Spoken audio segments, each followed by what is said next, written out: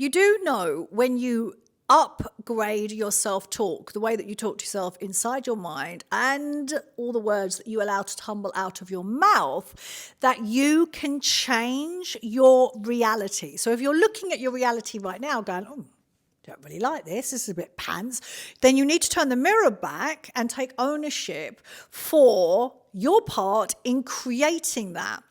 So if you want to upgrade your self-talk, but yet you find yourself feeling lost, unfulfilled, confused, overwhelmed, stick with me because I'm going to walk you through the exact same process I walked a client through last week. So my client came in to me and she said, I feel lost, overwhelmed and anxious. And I said, well, tell me what's going on. What's the narrative that's running around inside your head?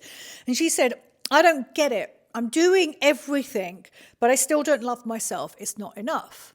I said, okay. Take a deep breath in. And so if you're resonating with this, and I definitely resonated with this because I did this I said the exact same script as I'd been traveling on my journey back home to me. So I already know that she's in her egoic mind, and your egoic mind is 1/7 of the wisdom centers of your body.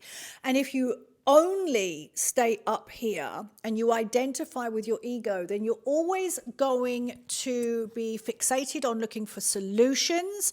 You're fixated on the end goal. The only end goal is death, by the way. And also, nothing will be good enough for your ego. Now, also, by staying up in your mind, you bypass your feelings. And for you to transcend this, for you to do something different, to talk to yourself at a different frequency, because you are indeed a frequency, so am I, you have to bypass your mind and drop into the body, into the feeling body. So as my client was saying these words, I don't get it, I'm doing enough, I'm doing everything, but I still don't love myself, I'm not enough. So I asked her to take a couple of breaths in and out. Feel free to do this with me. In through the nose, out through the mouth. And I asked her to drop into her body. And then my next question was, well, how does this make you feel? And she said, well, I feel stuck. And that kind of righteous anger. I said, I hear you, and I hear that sounds like there's a little bit of anger there. Yes, I'm really angry. I was like, oh, great. Let's welcome anger into the room. So she's like, oh, well, how's that going to help anything? I mean, don't worry about that. Just welcome anger in. So as we're welcoming anger, she's like, yeah, I'm already stuck. I'm frustrated. And yeah, this is, ugh.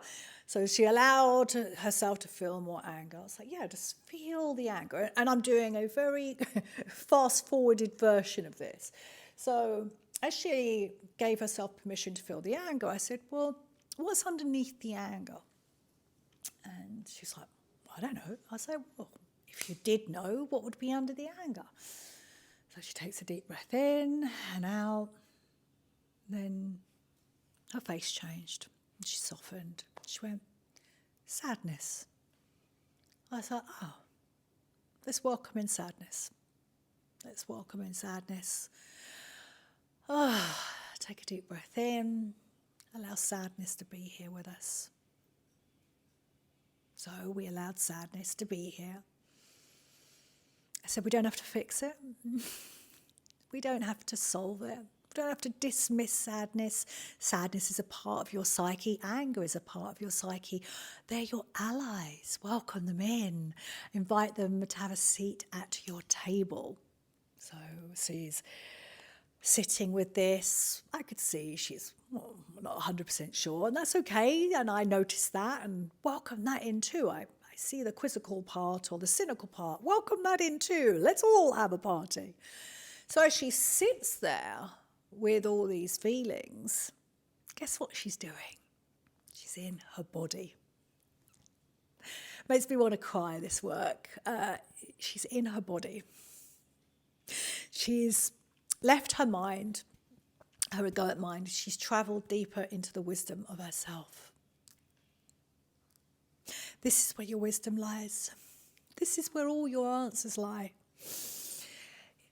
When you release the hold that your ego has on you, and you're the one who has to do this, you're the one who has to slow down, drop into the body, get curious, not attach onto your stories. And when I read this back to her again, I said, I hear that you don't get it. You're doing everything, but you still don't love yourself, and it's not enough. I said, how does that feel for you now? What wisdom does your body have, if your body does have any wisdom right now? And she took a breath and she went, I notice that I'm being hard on myself. That, wow, right now I am enough. Right now I am enough. And I'm learning to love myself. I'm like, whoa, watching this client transform in front of my eyes. I was like, wow, oh my goodness. She said, I can feel and hear my wisest self. Now, wisest self is your higher self, God, goddess, divine intelligence, whatever you want to call it. It's running through you. Your job is to access it. Can't access it when you're in your mind and you're running around attached to your shitty stories that you've made up about yourself. And so this client felt different. She was able to access her wisdom. And I said, from this place where you are right now, how are you going to move forward? And she said, well, I'm moving forward from the place that I'm learning to love myself. I'm moving forward from the place that I am enough, so I can give myself space and grace. My job is to guide my clients back into their wisdom. My job is not to tell them what to do. I know my clients know what to do. My job is to guide them back to the place that knows.